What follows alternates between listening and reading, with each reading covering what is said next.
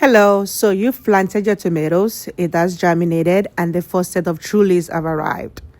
And now it's time for you to move it from the mini seeding tray to the next size, which in this case for me, I'm using my cups. Last year, I was able to have this in this size cup for almost 2 to 3 months before they were ready to go outside, and they were very, very tall. So, as you know, I do strawberry container gardening. So I have all my tomatoes in the container that I'm having to separate out individually into the cups.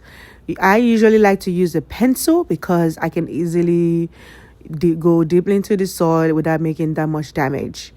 Since I have them all cramped together, I do expect there might be a little bit of damage here and there, but I have to be careful. I tell myself I'm doing surgery, so I am very, very careful the way I move the things. So I typically make sure to grab my soil from the bottom, that way to raise it up, and then after that, everything is pretty easy from there. Initially, I went around the circle to the cups and I made my circles.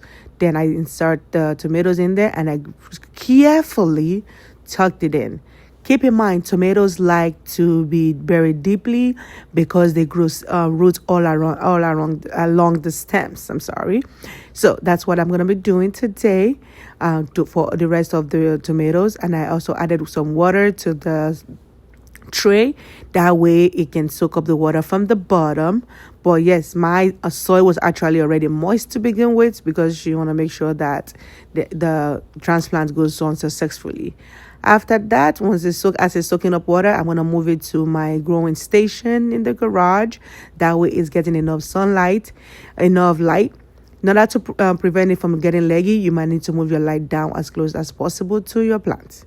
Don't forget to label.